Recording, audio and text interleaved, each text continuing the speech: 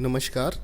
इस वीडियो में हम टेंथ क्लास की सोशल स्टडीज़ का हिस्ट्री का रातर चैप्टर शुरू कर रहे हैं। बेसिकली हमने सिक्स्थ क्लास से जो सोशल स्टडीज़ पढ़ना शुरू किया, सिक्स्थ क्लास में हमने एंशियंट इंडिया के बारे में पढ़ा, सेवन्थ क्लास में हमने मिडिवल इंडिया के बारे में पढ़ा, एट्थ क्लास में हमने मॉडर्न हिस्ट्री ऑफ इंडिया के बारे में पढ़ा। कहीं नाइन्थ क्लास से हमने वर्ल्ड हिस्ट्री शुरू की थी और नाइन्थ और टेंथ की हिस्ट्री आपस में थोड़ी कनेक्टेड है। स्पेशली ये chapter rise of nationalism in Europe, ये नाइन्थ में भी सिमिलर चैप्टर ही था। कुछ चीज़ें हैं जो नाइन्थ के सिलेबस में हमने पढ़ी थी, वो यहाँ पे भी ज़रूरत पड़ेगी, तो मैं उन टॉपिक्स को इस वीडियो में यूज़ करूँगा। चलिए हम स्टार्ट करते हैं। ये rise of nationalism in Europe, जब हम इस चैप्टर की बात करते हैं तो ये शुरू होता है एक पेंटिंग से, फ्रेडरिक की एक पेंटिंग से। अगर आप ये पेंटिंग देख रहे हैं, इसमें स्टैचू ऑफ लिबर्टी है। एक्चुअली यूरोप के लोग लिबर्टी को रिकॉग्नाइज करते थे as a woman. This is the statue of liberty.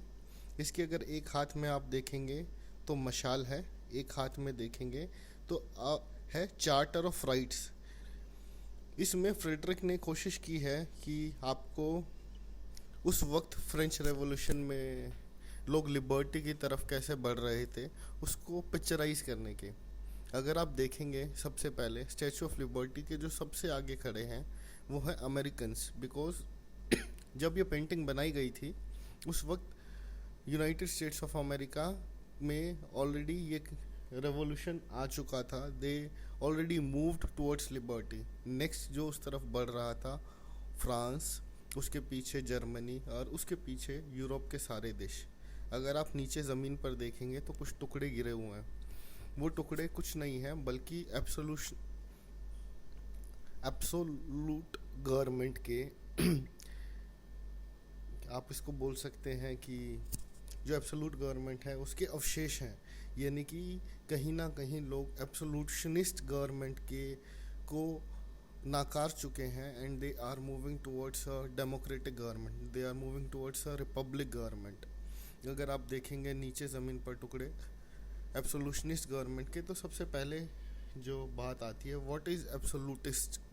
Absolutist word का मतलब क्या है? एब्सोल्यूटिस्ट मतलब एब्सोल्यूट, एक व्यक्ति के पास ही जब सारी पावर होती है, when a single person has all the powers to decide, that person is called as absolutist. और वो जो गवर्नमेंट है, जिसको हम मोनार्क भी बोल सकते हैं, जब एक राजा होता है जिसके पास सारी पावर हो सकती है, उसमें लोग उसको कुछ बता नहीं सकते, कुछ हेल्प नहीं कर सकते कि हमको क्या चाहिए। एक राजा के पास सब डिसीजंस हैं, वो जो चाहेगा वही होगा। तो लोग उस तरीके की सरकार को नाकार चुके हैं और लोग आगे बढ़ रहे हैं एक रिपब्लिक स्टेट की तरफ, एक नया देश बनाने के लिए। तो इस चैप्टर में हम उसी के बारे में पढ़ेंगे। है rise of nationalism in Europe. ये कहीं ना कहीं शुरू होता है 1789 से। इस चैप्टर में हम पढ़ेंगे सीक्वेंस ऑफ इवेंट्स 1789 से हम धीरे धीरे 1815 तक जाएंगे। तो 1789 में क्या हुआ था, लोगों ने विद्रोह कर दिया था राजा के खिलाफ। उस टाइम एक राजा होते थे लुइस फिलिप, उसके खिलाफ लोगों ने विद्रोह कर दिया था 1789 में। और 1793 में किंग लुइस को फांसी दे दी गई थी लोगों के द्वारा इन पब्लिक।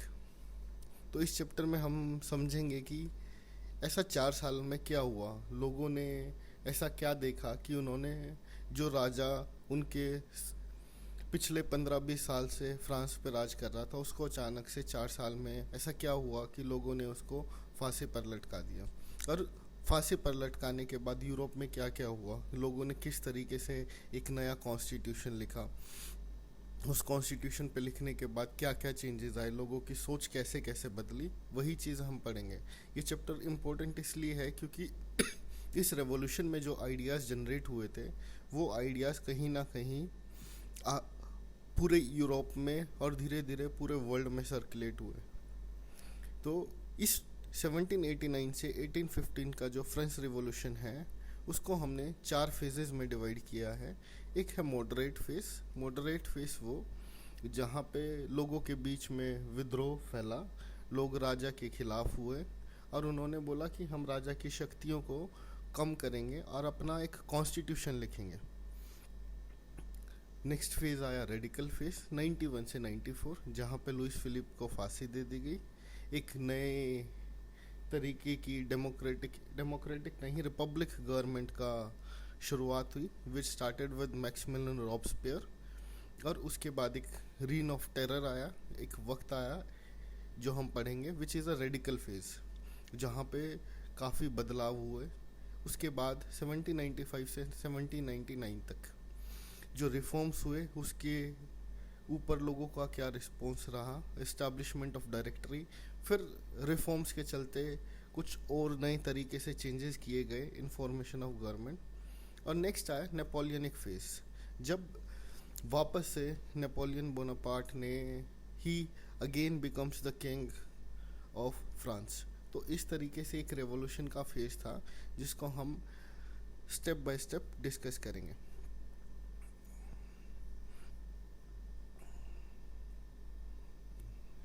सबसे पहले मैंने आपको बताया 1789 में लोगों ने विद्रोह किया और 4 साल के अंदर उन्होंने उस सत्ता को उखाड़ कर फेंक दिया जो शायद बरसों से फ्रांस पे राज कर रहे थे। ऐसा क्या हुआ, अगर इसको समझना है तो थोड़ा सा पीछे से शुरू करते हैं। एक्चुअली लुई फिलिप को राजा बनाया गया था 1774 में, जब उसके फादर एक्सपायर हुए थे तो लुइस फिलिप 16th शायद को राजा बनाया गया था फ्रांस का।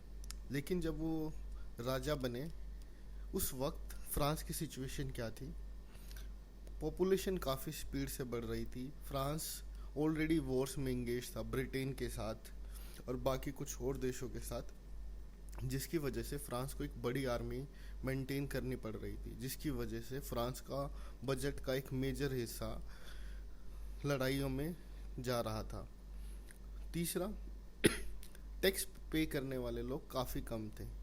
एक्चुअली जो फ्रांस का जो फैब्रिक है, सोसाइटी का जो स्ट्रक्चर है, वो कुछ इस तरीके से है जैसा कि आप इस इमेज में देख रहे हैं। First state, second state, third state. First state जो आपके राजा उसका परिवार हुआ, सेकंड स्टेट आपकी जो चर्चेज हुई या जो चर्च से जुड़े हुए लोग हुए वो हुए।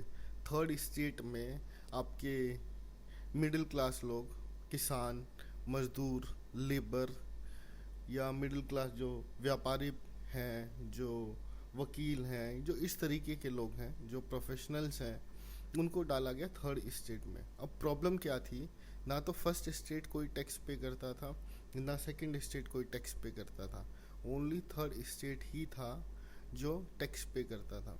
यानी कि पूरे देश के का जो भी फंड्स था वो सिर्फ थर्ड स्टेट के रेवेन्यू से ही आ रहा था। फर्स्ट स्टेट और सेकंड स्टेट को काफ़ी मोटा पैसा मिलता था और उनके पास सारी सुख सुविधाएं थी और उनको कोई भी टैक्स देना नहीं पड़ता था। बहरहाल 1774 की जब हम बात करें, हमने बोला कि सोसाइटी का स्ट्रक्चर कैसा था।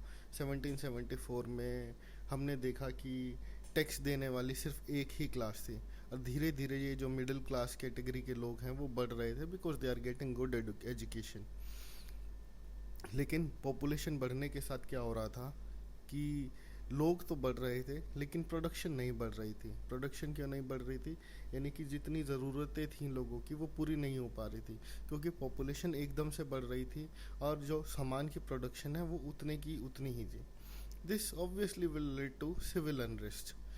लोगों ने सोचना शुरू किया कि हमारे ऊपर ऐसे बहुत सारे लोग हैं जो राज कर रहे हैं लेकिन वो कोई टैक्स नहीं दे रहे हैं। लोगों ने अलग अलग ग्रुप्स बना के डिस्कशन शुरू किया कि ऐसा कब तक चलेगा, ऐसे हम लोग कब तक स्ट्रगल करते रहेंगे कि राजा को हमारी कोई परवाह ही नहीं है। लोगों ने एक दूसरे से मिलना जुलना, क्लब्स बनाने शुरू किए और ये एक तरीके से अनरेस्ट फैल गया, जो कि राजा भी इस चीज़ को महसूस कर रहे थे। फिर क्या हुआ, जब राजा ने देखा कि देयर आर पीपल जिनके बीच में एक किसी तरीके का अनरेस्ट है, वो खुश नहीं है, तो ऑब्वियसली उन्होंने असेंबली बुलाई, असेंबली ऑफ स्टेट्स। उस टाइम असेंबली ऑफ स्टेट्स का क्या मतलब होता था कि हर स्टेट के कुछ चुने हुए लोग राजा के पास आते थे, राजा उसको डिस्कस करते थे। तो first state, second state, third state, तीनों स्टेट्स के लोग उनके पास आए, एक मीटिंग हुई, डिस्कशन हुआ कि आगे कैसे किया जाना चाहिए। ऑब्वियसली उसके बाद कुछ प्रस्ताव पारित हुए होंगे, डिस्कशन हुआ होगा। तो जब डिस्कशन हुआ तो वहाँ वोटिंग कैसे होते थे, फर्स्ट स्टेट से एक वोट, सेकंड स्टेट से एक वोट, थर्ड स्टेट से एक वोट। अब आप देखेंगे कि थर्ड स्टेट सबसे बड़ा था, almost 80% of Europe was in third state, उनकी वोट सिर्फ एक। तो ये कैसे संभव होगा, लोग उस बात से कैसे खुश होंगे? तो लोगों ने कहा कि पूरे स्टेट की एक वोट होने की बजाय जितने भी मेंबर्स हैं हर मेंबर के पास अपना एक वोट हो, तब शायद एक सही फैसला लिया जाए, तभी शायद लोगों की प्रॉब्लम्स अच्छे से राजा तक पहुंच सकेंगी। ऑब्वियसली राजा ने ये एक नया चेंज था जो लोगों ने मांगा और उसको एक्सेप्ट नहीं किया। तो जब लोगों ने इस चेंज को एक्सेप्ट नहीं किया तो थर्ड स्टेट के लोगों ने सेशन से वॉकआउट कर दिया। वो लोग असेंबली से बाहर आ गए और बाहर आके उन्होंने डिक्लेयर कर दिया कि हम लोग अपने राजा की पावर को कम करेंगे, इस तरीके से नहीं चलेगा। They declare themselves as national assembly and vote to limit powers of monarch. उन्होंने बोला कि हम राजा की शक्तियों को कम करेंगे और उन्होंने खुद को they declare themselves as national assembly. तो अब तक क्या हुआ, 1789 में जो मीटिंग बुलाई गई उसमें ये बात साफ हो गई कि लोग राजा से खुश नहीं थे, लोग राजा से खुश नहीं थे। उन्होंने अपनी आवाज़ उठाने के लिए हर व्यक्ति के लिए वोट मांगा, जो राजा ने मना कर दिया। लोगों ने बाहर आकर बोला कि हम लोग राजा की शक्तियों को कम करेंगे, हम अपना खुद एक नया संविधान बनाएंगे, अपना संविधान बनाएंगे। लोगों ने संविधान लिखना शुरू कर दिया। तो around 70-90 people started writing their constitution. उसके बाद अब यहाँ तक जो चीज़ें हुई, उसके बाद क्या हुआ? ऑब्वियसली जब देखा किंग लुइस ने कि लोग नेशनल असेंबली की पॉपुलैरिटी लोगों के बीच में बढ़ गई है, तो उन्होंने चिंता की इस बात की कि अब क्या होगा, कहीं उनकी शक्तियाँ वाकई में कम ना हो जाए। लोग नेशनल असेंबली से काफ़ी उम्मीदों से देख रहे थे, क्योंकि वो लोगों को लग रहा था कि ये लोगों के रिफॉर्म्स के कारण शायद उनकी ज़िंदगी कुछ बेटर हो पाएगी। नेशनल असेंबली अपना कॉन्स्टिट्यूशन लिखने में बिजी थी। जब राजा ने देखा कि अब नेशनल असेंबली से पार पाना उनके बस की बात नहीं है, क्योंकि वो एक जन आंदोलन बन चुका था, लोगों का उनको पूरा सपोर्ट मिल रहा था। तो राजा ने अपनी इमेज बेटर रखने के लिए ये डिसाइड किया कि नेशनल असेंबली को मैं रिकॉग्नाइज कर रहा हूँ, यहाँ जो भी फैसला होगा उसे मैं एक्सेप्ट करूँगा। अगर लोग चाहते हैं कि मेरी पावर्स, मेरे डिसाइड करने की कैपेबिलिटीज़ डिवाइडेड हों या लोगों में डिस्ट्रीब्यूट हों, तो I am okay with it. और ये उन्होंने कोशिश की थी कि लोगों में अपनी इमेज सुधारने के लिए, ताकि लोगों का उनसे विश्वास ना उठे। इस चीज़ों के चलते 1791 तक ये सब चीज़ें, civil unrest, writing of constitution चलता रहा, और 1791 में फ्रांस का कॉन्स्टिट्यूशन लिखा गया और रेडी हो गया। अब जब राजा ने कॉन्स्टिट्यूशन देखा तो उसको ऑब्वियसली डर लगा कि भाई ऐसे तो मेरे पास कुछ पावर्स बचेंगी नहीं, मैं जो करना चाहूँगा वो मैं कर ही नहीं पाऊँगा। लेकिन अब कोई रास्ता भी नहीं है। रास्ता क्यों नहीं है? क्योंकि उन्होंने खुद ही उसको ऑथराइज़ कर दिया, नेशनल असेंबली को ऑथराइज़ कर दिया, उसने संविधान लिख दिया। तो इसका मतलब अब नया कॉन्स्टिट्यूशन आने वाला है। तो राजा को एक तरीका समझ में आया कि पड़ोस के देश अगर फ्रांस के ऊपर अटैक कर दें या कुछ ऐसा किया जा सके जो फ्रांस से बाहर के लोग हैं उनकी मदद ली जा सके, तो वो अच्छा रहेगा. So when new constitution was enacted, the king was afraid of losing his powers. He was secretly talking with Prussia and Austria. वो उन दो पड़ोसी राज्यों से मदद की उम्मीद में बैठे हुए थे. ठीक है, अभी इसके बाद क्या हुआ हम लोग डिस्कस करेंगे. लेकिन अब जो नया कॉन्स्टिट्यूशन लिखा गया, उस नए कॉन्स्टिट्यूशन में खास बात क्या थी? पहली बार एक नई चीज़ की गई जो आज भी हम लोग अपने देश में अलग अलग डेमोक्रेटिक गवर्नमेंट में देखते हैं. वो चेंज फ्रांस रेवोल्यूशन से कैसे शुरू हुआ था. गवर्नमेंट की पावर्स को 3 सेक्शंस में डिवाइड कर दिया गया: जुडिशरी, लेजिस्लेशन एंड एग्जीक्यूटिव, जो हम आज भी अपने देश में देखते हैं. तो वो रेवोल्यूशन, वो सोच कि जो राज करे सारी शक्तियाँ उसी के पास ना होकर 3 अलग अलग लेवल्स पे शक्तियों को, पावर्स को डिवाइड किया गया. वो एक्सपेरिमेंट फ्रांस में किया गया 1791 में एक नए कॉन्स्टिट्यूशन के द्वारा. Second, those people who are paying certain amount of taxes and are above 21 years of age will get the voting rights. मतलब हर इंसान को वोटिंग राइट्स नहीं मिले थे, because it was an experiment. एक यहाँ से शुरुआत हुई थी.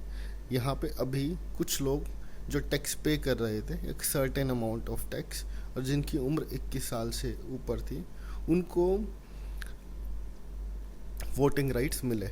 लेकिन औरतों को अभी तक वोटिंग राइट्स नहीं मिले थे, और सभी आदमियों को भी नहीं मिले थे.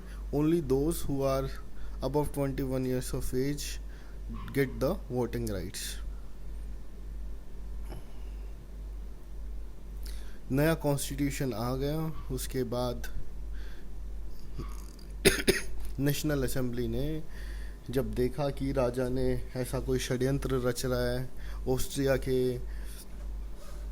साथ मिलके, तो उन्होंने उन देशों के खिलाफ जंग का ऐलान कर दिया. They declared a war against the king and those countries who are planning against France. तो उस वक्त जो एक क्लब था, Jacobins club. Jacobins club middle class लोगों का एक क्लब था जिसको रॉबस्पायर नाम के एक व्यक्ति चला रहे थे. वो काफ़ी फेमस हुआ वो क्लब. उस क्लब ने क्या किया, उसने ये जो नेशनलिस्ट आइडियाज़ थे उनको लोगों तक पहुंचाया अलग अलग तरीक़ों से. वो हम पढ़ेंगे अभी कि क्या आइडियाज़ थे, क्या तरीके इस्तेमाल किए गए नेशनलिस्ट आइडियाज़ को प्रमोट करने के लिए. पर जैकोबियन ने इस आंदोलन में, उस क्लब ने काफ़ी इम्पोर्टेंट रोल प्ले किया. और जब उन्होंने देखा कि राजा इस तरीके से साजिशें रच रहा है, तो उन्होंने राजा को बंदी बना लिया. इन 1792 में they keep their king as hostage. और जब उन्होंने उनको हॉस्टेज बनाया, तो उसके बाद राजा का उन्होंने बोला कि अब राजाओं का दौर फ्रांस से ख़त्म हो गया है. अब कोई राजा फ्रांस पे राज नहीं करेगा. अब लोग चुनेंगे और वही सरकार बनाएंगे और फिर उसी के हिसाब से फैसला होगा. नया कॉन्स्टिट्यूशन जो नेशनल असेंबली ने बनाया था, उसको 1792 में इम्प्लीमेंट कर दिया गया. और फ्रांस को बोला गया कि France has now become a republic state.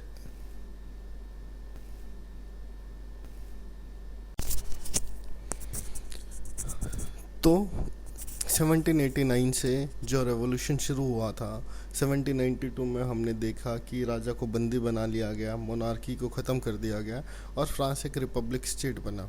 ये 4 साल में हुआ कैसे? लोगों में ये भावनाएं, लोगों को इकट्ठा कैसे किया गया कि एक आंदोलन किया जाए ताकि मोनार्की को ख़त्म करके लोग अपना स्वराज इस्टाब्लिश कर सकें, जहाँ पे लोगों का राज हो, लोगों के चुने हुए लोग राज करें, ना कि राजा या उसकी फैमिली. तो कुछ आइडियाज़ थे जो की आइडियाज़ जिनको प्रमोट किया गया. पहला, concept of sir abolished to bring unity and only fatherland and citizen concept is used first time. Sir word को ख़त्म किया गया फ्रांस से। जो स्पेशल स्टेटस राजा को मिलता था, जो चर्च के लोगों को मिलता था, उसको ख़त्म किया गया। अब सिर्फ दो कंसेप्ट थे जो फ्रांस में थे, फादरलैंड, सिटीज़न, यानी कि देश और देशवासी। उसके बाद किसी भी देशवासी में कोई भेदभाव नहीं, सब एक समान है, सिर्फ देश और देशवासी। फादरलैंड को बोला गया ला पैट्री, सिटीज़न ला सिटायन। This is their language in France, right. Next, France का अपना झंडा हुआ, जिसको लोगों की भावनाओं से सभी लोग जो अलग अलग लैंग्वेजेस के और अलग अलग सोच के जो लोग थे, उनके लिए एक कॉमन आइडेंटिटी एस्टैब्लिश की गई। फ्रांस का tricolour flag, it was used as a national flag. Hymns were composed, oaths taken and martyrs commemorated, यानी कि गाने बनाए गए, कस्में खाई गई और शहीदों को सम्मान दिया गया। इससे लोगों में एक देश होने की एक की फीलिंग्स जो डेवलप हुई। कभी हम देखते हैं, जब हम राष्ट्रीय गान सुनते हैं तो हमको हमारे अंदर देश की एक फीलिंग डेवलप होती है। इसी तरीके से म्यूज़िक के थ्रू, गानों के थ्रू, सॉन्ग्स के थ्रू लोगों में नेशनलिस्ट फीलिंग्स को डेवलप किया गया। Regional dialects were discouraged and French evolve as a common language. लोगों को जोड़ने के लिए एक कॉमन लैंग्वेज का यूज़ किया गया। जहाँ अलग अलग भाषाएं लोगों को डिवाइड कर रही थी, रीजनल डायलेक्ट्स वर डिस्करेज्ड। जो वहाँ की रीजनल लैंग्वेजेस थी उनको डिस्करेज करके एक कॉमन लैंग्वेज को डेवलप किया गया। Next, mission establish to generate feeling of nation throughout Europe.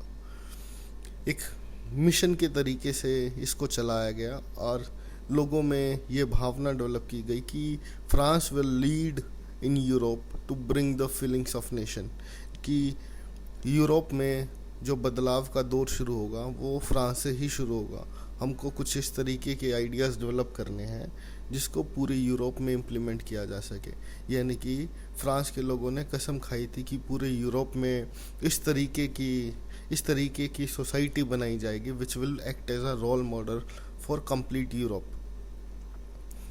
लोगों तक अपनी बात पहुंचाने के लिए अलग अलग क्लब्स, अलग अलग ग्रुप्स बनाए गए थे, जहां पे लोगों के विचारों को सुना जाता था, समझा जाता था, डिस्कशंस हुए। और उनमें से एक क्लब था जैकोबियंस, जो काफ़ी फेमस हुआ। ये जैकोबियंस वही क्लब था जब फ्रांस के मोनार्क को जिन्होंने हॉस्टेज बनाया था, और उसके बाद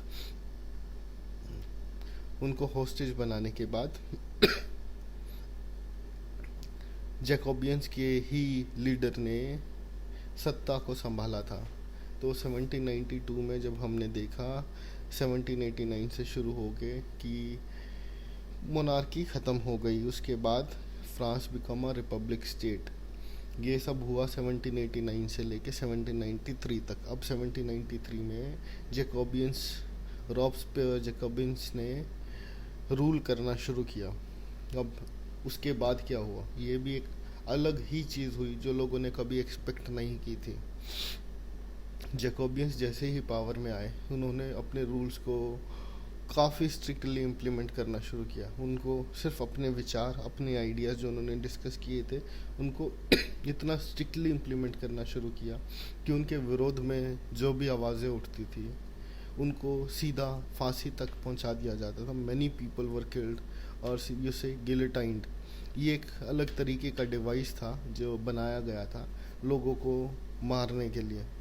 तो कोई भी आवाज़ जो रॉब्सपायर के खिलाफ उठती थी, उस आवाज़ को दबा दिया जाता था, मार दिया जाता था। तो एक तरीके से लोगों के बीच में वो रेस्टलेसनेस हुआ कि पॉलिसीज़ को जिस तरीके से इम्प्लीमेंट किया जाना चाहिए ये शायद उस तरीके से नहीं हुई। बहुत स्ट्रिक्ट पॉलिसी इम्प्लीमेंटेशन की वजह से भी लोगों के बीच में अनरेस्ट हुआ।